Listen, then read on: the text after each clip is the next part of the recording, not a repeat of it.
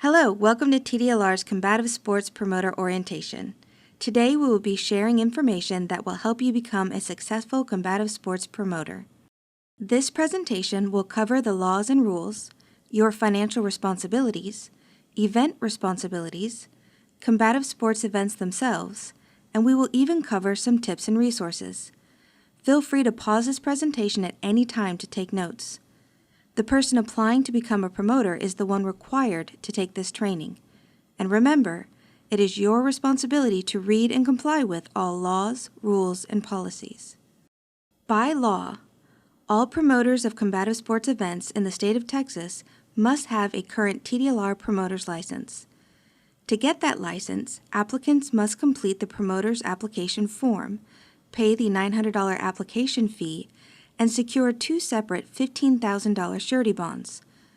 Once you become a promoter, you will be responsible for making sure contestants are properly and timely licensed, that they have had the appropriate physical exam, provide required medical personnel, and follow all of the rules established by the Commission.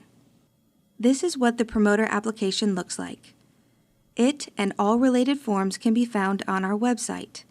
If you have any questions on how to fill out any section of this form, you can refer to the instructions for this document shown on the next slide. Although most of the application is self-explanatory, each step does include instructions. As a promoter, it is very important that you ensure that the licensing and medical documentation is submitted for all contestants no later than 72 hours before the event. Not doing so could result in a penalty of up to $5,000 per violation. TDLR combative sports personnel will provide updates on any missing licensing or medical documentation. As mentioned earlier, two $15,000 surety bonds are required at the time of licensure. There are two different bond types, one for all obligations except for gross receipt taxes, and one for gross receipt taxes. As a promoter, you are responsible for all financial responsibilities of an event. On this screen, you will see a copy of the first type of bond explained in the previous slide. And this is a copy of the second type of bond, the one that only applies to gross receipt taxes. You are required to provide medical and death insurance for each event. For medical, the minimum is $50,000 and $100,000 for death insurance. Please note that premium and deductible costs are the sole responsibility of the promoter and are not to be deducted from the contestant's purse. You will also be required to give proper information to each participant on how to file a claim. Here are some examples of insurance companies that we here at TDLR have approved in the past. Although these are approved by TDLR, they are not endorsed by TDLR. All professional combative sports events are subject to a 3% state tax based on the gross tax proceeds, as well as any gross receipts obtained from broadcast rights. However, broadcast taxes cap out at $30,000. The taxes are due to TDLR no later than 3 business days after the end of an event. You will need to submit a verified report stating all relevant numbers and attach payment for the taxes. Please keep detailed records of all ticket transactions, including your ticket printer order receipt and the number of tickets sold. Remember to retain all unsold tickets, deadwoods, as they will need to be submitted for auditing purposes. Failure to timely provide the correct information could result in the promoter being assessed a penalty. There are 2 common methods of tracking tickets. The first is when the promoter prints the tickets. You will need to retain a copy of the ticket order showing the number of tickets printed. Subtracting the deadwood, or unsold tickets, from the number ordered must match the number of tickets sold. The other method is for events where the promoter uses a ticket service. In either case, the promoter is still responsible for ensuring that all required information is gathered, retained, and reported. Here are some examples that meet the requirements for tickets. If your complimentary ticket does not have a dollar amount listed, it must designate which admission it is, such as general admission, so that the amount of the general admission ticket can be used to determine the tax amounts due. Although a tax is imposed on complimentary tickets, the promoter is allowed a 25% tax discount on all complimentary tickets given out. To determine the discount, you will need to know the number of tickets given out and what the dollar amount would have been for those tickets if they had not been complimentary. An example of how you will figure out the discounted taxes is listed on this screen, but is also listed on the form you'll submit with your taxes. Here is the top half of the tax report form. In this portion, you will fill out the event information, number of tickets sold, ticket costs, and determine your proceeds. And this is the bottom half of the form. In this portion, you will determine any comped tickets and discounts. You will then tally up totals and amounts of taxes due. The tax report can be submitted at the conclusion of the event or mailed to the address on the form no later than 3 business days after the event. Reports mailed to TDLR must be postmarked within those 3 business days to avoid a complaint and possible penalty for late filing. There are 3 important dates to be aware of when scheduling and organizing an event. The first is the 21-day advance notice of an event. This locks in the event date and furnishes important times and dates that allow the combative sports section to schedule staff, such as TDLR personnel for the weigh-in and ringside physicians for pre-bout physicals. The second is the insurance information, which is required 10 days before an event. The last are the contestants' licensing and medical submittal deadlines, which are set at 72 hours, which ensures enough lead time to review and verify the respective information. Please note that there are special circumstances that may be triggered depending on the contestant's age, such as no one under the age of 17 will be issued a license, and extra testing for people 36 years of age and older.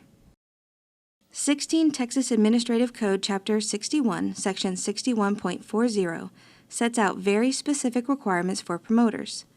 Not all requirements are listed in this presentation. You will need to fully read Section 61.40 and all statutes and rules pertaining to promoters. On this slide, we have added a sampling of items contained in the rule but not discussed elsewhere in this presentation.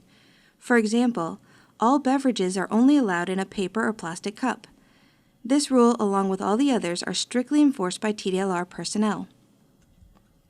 TDLR provides 3-part carbonless contracts for promoters to use when contracting with contestants. All information listed on this slide must be on the contract, including that all dollar amounts for any transaction and all information must be typed or legibly printed. There is a place on the contract for deductions and addenda, which is where the promoter can add additional items, such as a set fee if the contestant is late for a weigh-in. Typically, the terms of the contract will be filled in by the promoter, then scanned, emailed, or faxed to the contestant for an initial signature for the promoter's records. The signatures on the original 3-part form will be obtained in person before the bout. This is the top portion of the contract that will need to be filled out in advance of the bout. Keep in mind that all changes and addenda will need to be initialed by both the promoter and the contestant. This is the bottom half of the contract. Please note the blue arrow on this slide.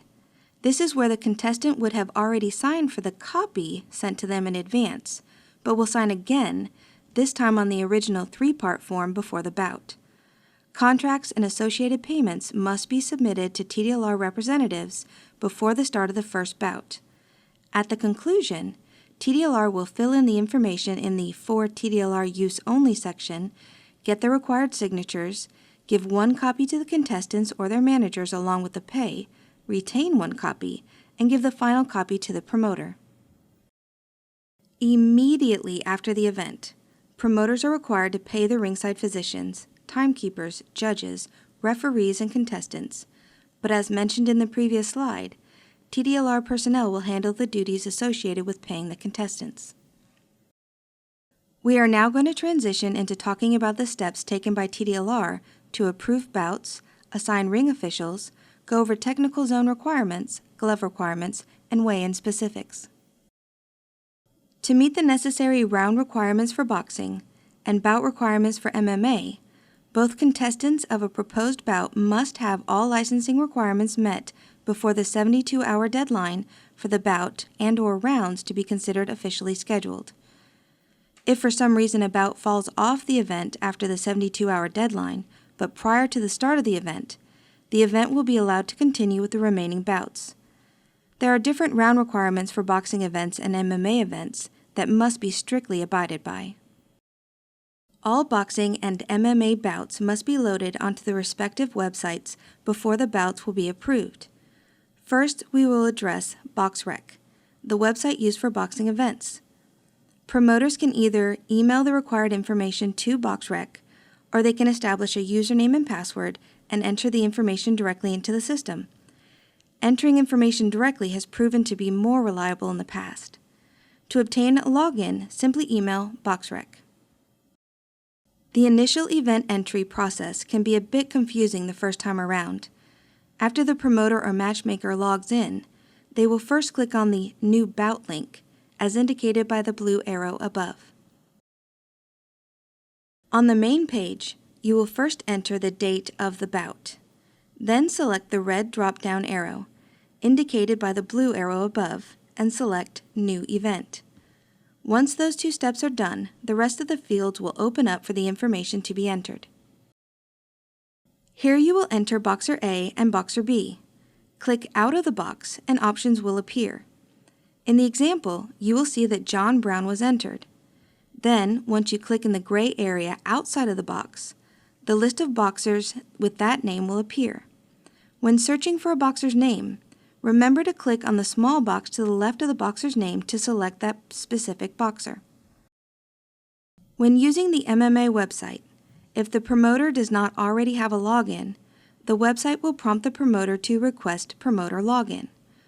Once login information is received, a printable tutorial will be available on the website. TDLR Combative Sports personnel will be happy to assist you with any questions with both BoxRec and the MMA website. Ring officials are assigned on a regional rotation basis, taking into consideration many factors such as skill level, distance to and from the event, and the official's availability. TDLR can take into account other factors such as if the official has declined an event or violated the rules. For each event, TDLR will assign 2 timekeepers, one to keep time and one to count for knockdowns. They will also assign a minimum of 2 referees, 3 judges, and 2 ringside physicians. The technical zone is an area separated from the general public by a sturdy barrier and is established for the safety of the contestants, promoter, and the working officials. TDLR has sole control over the technical zone, including who will and will not be permitted to enter, and that all alcoholic beverages are prohibited. The instructions for how to set up the technical zone have been established by TDLR and are shown on the next slide. These diagrams show technical zone parameters for cage style as well as ring setups. There are very specific glove requirements for both boxing and MMA that are listed in the rules. TDLR has a comprehensive list of approved glove brands for both boxing and MMA. The list is updated as new brands are submitted for approval. If the promoter is not sure if the gloves they plan on using are included on the list, please feel free to contact our office at least 1 week before the event. When cleaning used gloves or the mat, one of the 2 sanitizing solutions listed here must be used. Keep in mind, however, that no residue is permitted to remain on the gloves after they have been wiped down. The promoter is responsible for notifying contestants and ensuring that weigh-ins take place at a specific time, pre-approved 10 days in advance by TDLR. TDLR personnel will need adequate space to process paperwork during the weigh-in. It is also important to have a separate, quiet area for doctors to perform pre-bout physical exams. We recommend as a best practice giving all contestants a welcome letter of sorts with locations, times, and all important information. Regardless of the maximum weight agreed to on the contract, the weight allowance guidelines are still in effect. The promoter should have all contestants check their weight upon their arrival at the weigh-in site and before the start of the official weigh-in. In any instance where the contestants fall outside the weight allowance guidelines after the start of the official weigh-in, the allowance guidelines can only be satisfied by having the heavier of the 2 contestants lose weight. The lighter contestant will not be allowed to add water weight after he or she steps on the scale during the official weigh-in. Any contestant that is overweight by more than 5% of the contracted weight will be disqualified. Any disputes regarding one contestant missing the contracted weight, when both contestants meet the weight allowance guidelines, will be settled between the contestants and their respective representatives. Some tips we typically give promoters are to research areas that may be ideal for combative sports events, to get sponsors, and to make sure that all the licensing requirements are met to avoid bouts being dropped from your card. You are encouraged to use the resources listed on this slide to answer any questions. If you have any additional questions, please contact the Combative Sports Program at 512-539-5722. TDLR staff is anxious to work with you towards a common goal of a successful event. Congratulations! You have now successfully completed this training. Remember, there is a lot more you need to do, such as reading all of the laws and rules that you must abide by as a promoter. For now, please go to the link provided to download your certificate of completion. Once you add your name and all other required information, please email or fax a copy to the Combative Sports Program personnel at the address and fax number listed on this slide.